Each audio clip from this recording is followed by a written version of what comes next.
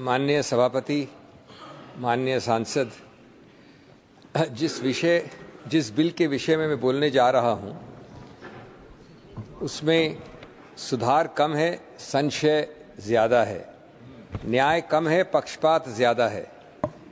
संविधान ने जो दिया, यह बिल वह छीनने की कोशिश कर रहा है। इसमें संशोधन कम, साजिश ज़्यादा कहनी चाहिए। जब कानून बराबरी का न हो तो वह सत्ता की चालाकी बन जाता है।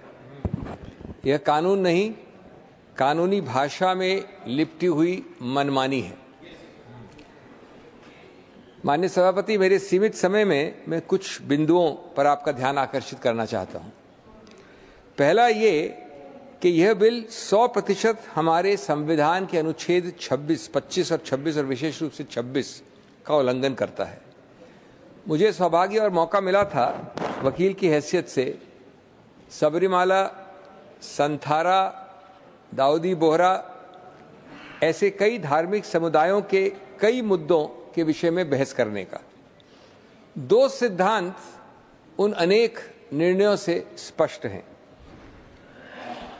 और वो सिद्धांत 1950 से बारंबार उच्चतम न्यायालय ने घोषित किए हैं और ये सिद्धांत धर्म तटस्थ हैं, रिलीजन न्यूट्रल है।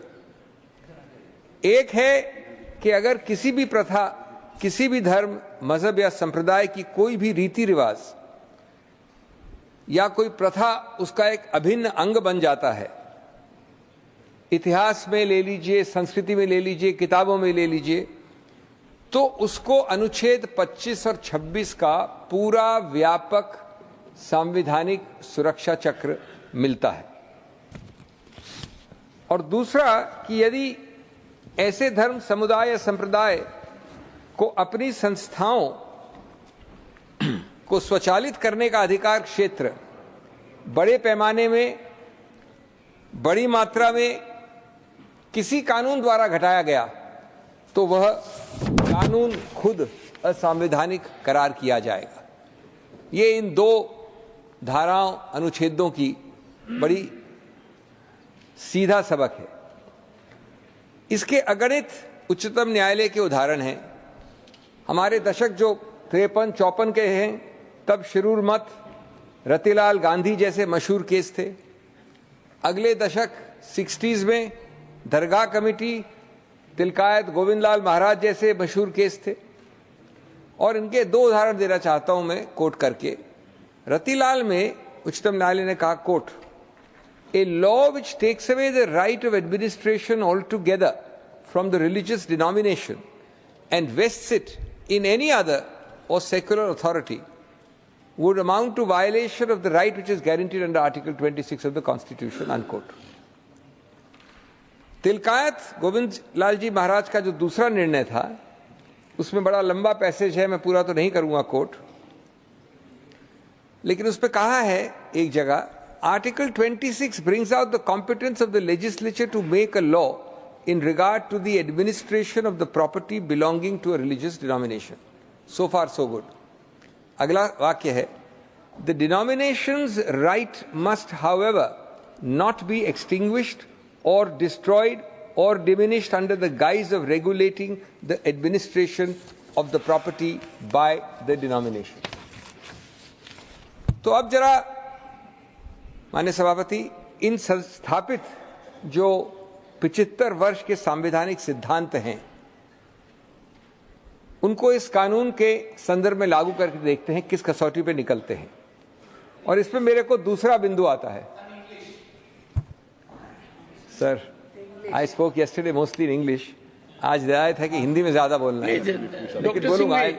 Doctor Singhvi, but I hope the translator is working well. You can address the chair. यह मेरा दूसरा बिंदु है। बिल के क्लॉज 11 के अंतर्गत 100% मेंबरान, और मुझे बड़ा हास्यास्पद लगा, माननीय नड्डा जी कह रहे थे कुछ और अभी। क्लॉज 11 के अंतर्गत 100% मेंबरान प्रादेशिक वक्फ बोर्ड के ऐसे व्यक्ति होंगे जिनको प्रदेश सरकार नियुक्त नॉमिनेट करेगी। स्वायत्ता, ऑटोनॉमी, अधिकार क्षेत्र कहाँ बचा? एक इस्लामिक मुस्लिम ऑर्गेनाइजेशन का 100% नुमाइंदे नॉमिनेटेड और 0% चुनावित।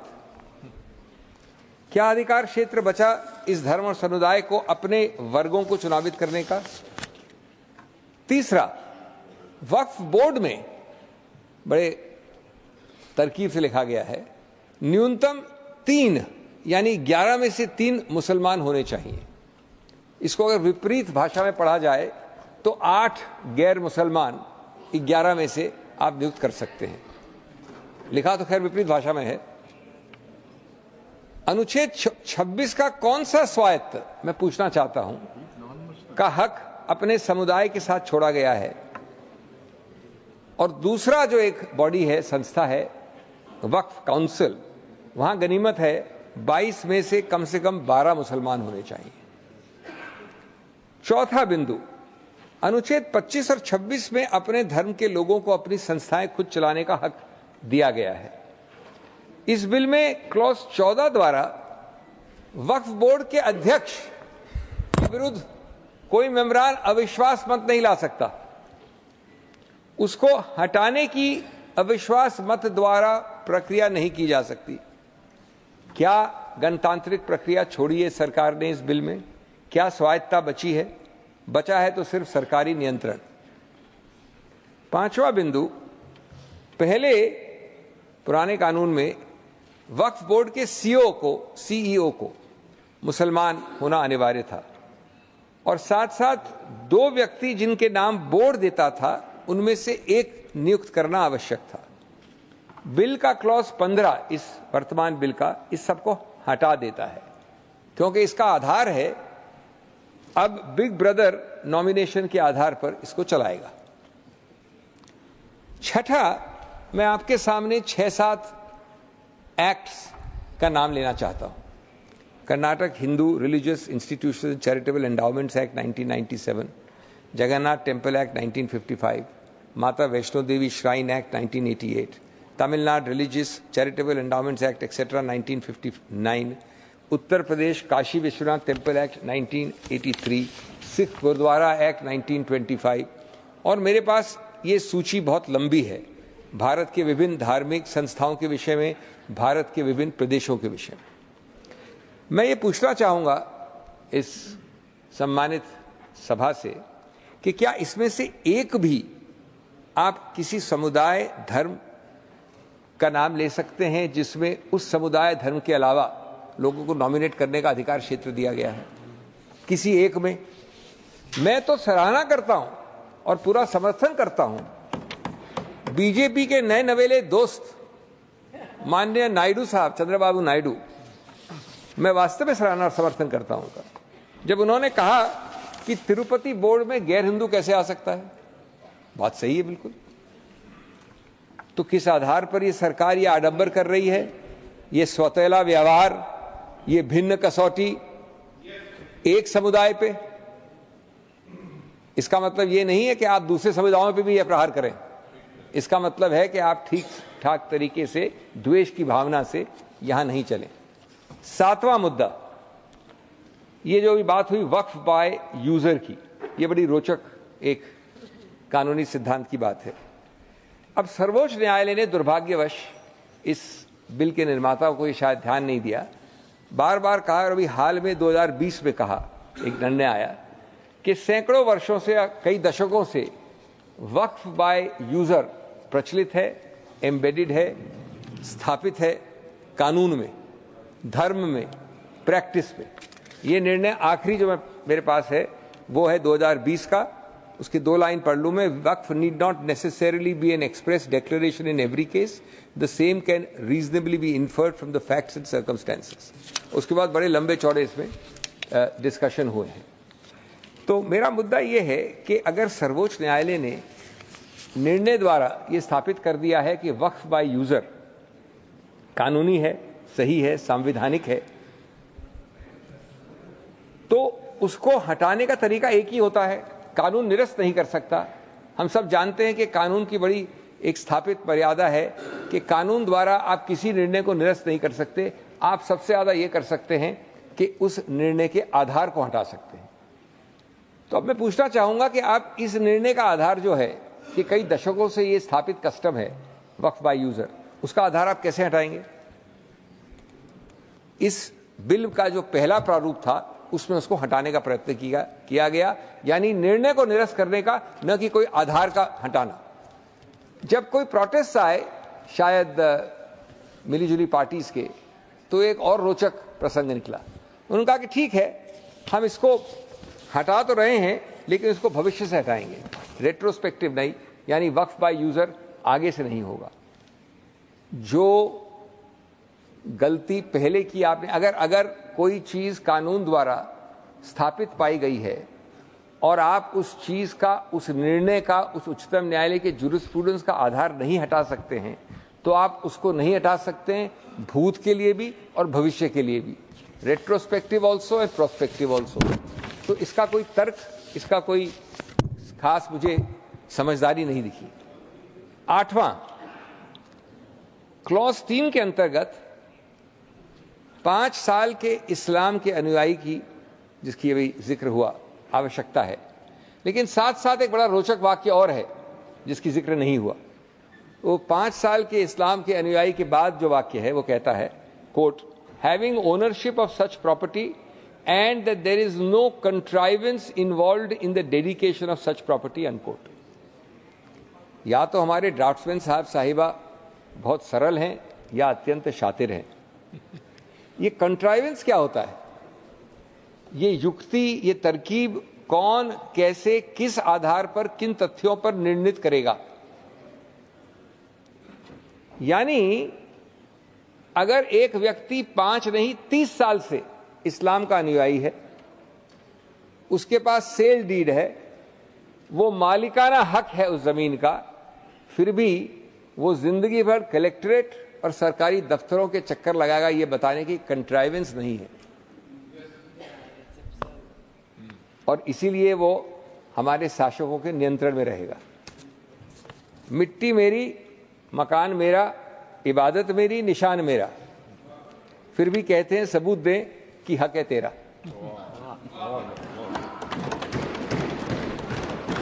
9th and my final point for the day, I'll finish within time.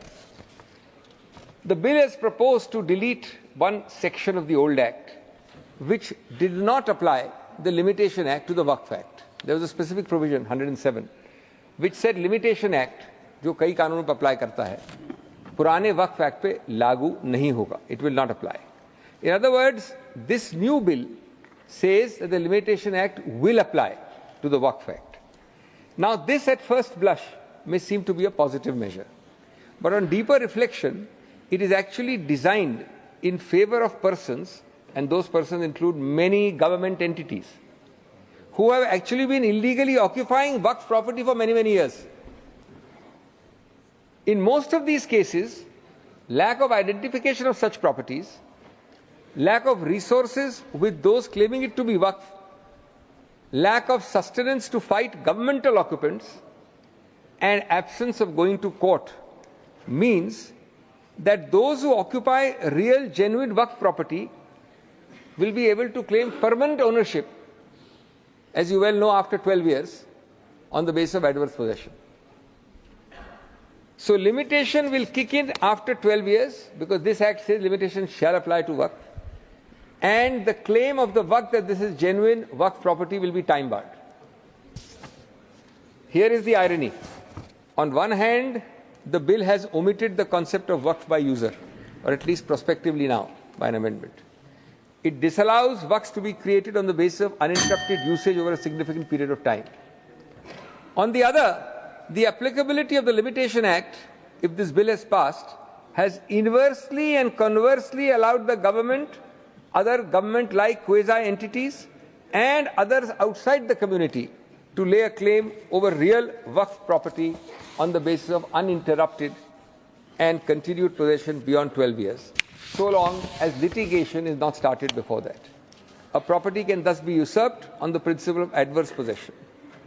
This is a deliberate attempt by the government to further its own agenda by minimizing protection conferred upon Waqf properties with the right hand and on the same time significantly increase its own control and power to permanently claim properties with its left hand.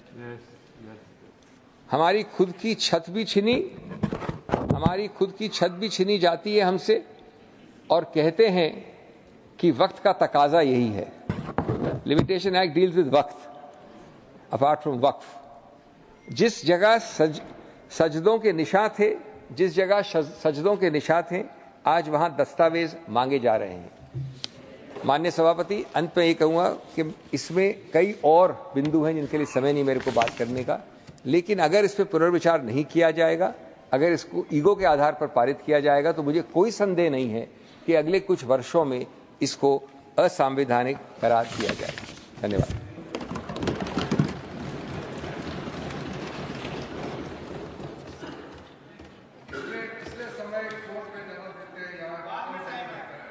जाहिर था.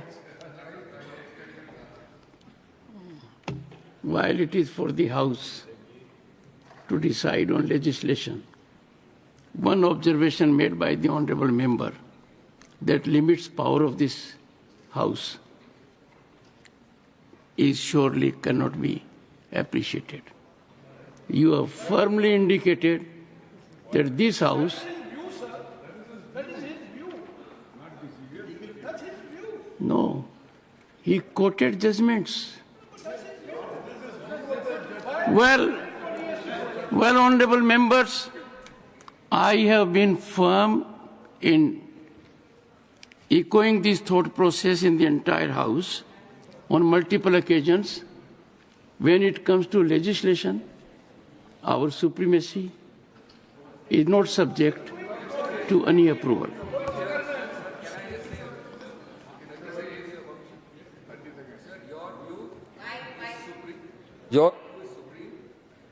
I submit with respect the view of a member who speaks is also supreme within his speech. Right. Unless I say something, sir, just one is sir, unless I say something expungible, I do not it is my view that legislation of this House is not supreme. The Constitution is supreme. I do not seek to join issue with you. Yes. All that but I wish to make it very categorical. Yes. Your view. Repository of sovereignty Sir. is this House. I would be the और last दूसरा, person. Singhvi साहब, एक राय दूंगा. आपके पिताजी बहुत नफीस थे. उन्होंने कभी सभापति के बाद जी लगाना नहीं भूला. आपको ये याद ही नहीं रहा. मैंने तो ऑनरेबल चेयरमैन कहा सर, अभी 2 सेकंड पहले. आप एक बार देखिए, कोई भी इस कुर्सी पर बैठे, सभापति कहना और सभापति जी कहना बड़ा फर्क पड़ता है. मैं माफी चाहता हूं कि मैंने सभापति, माननीय सभापति professor Ram Gopal Yadav, professor Ram Gopal, I know you will create disturbance. हमारे पार्टी के सारे बड़े वकील मौजूद हैं, क्योंकि आप बार-बार कहते हैं कि यहाँ वकील बैठते नहीं हैं. हमारे पार्टी के सारे वकील बैठे. मैं ये तो आपको हर रोज नहीं कर सकता कि विप जारी कीजिए. सर, दो सेंटेंस आपने विप जारी किया है, इसलिए उपस्थित है. दो सेंटेंस सर, 2 सेंटेंस. आप शायद माननीय शब्द को आपने सुना नहीं या देखा नहीं. और दूसरा, प्रोफेसर राम, कानून सर्वोपरि संविधान है.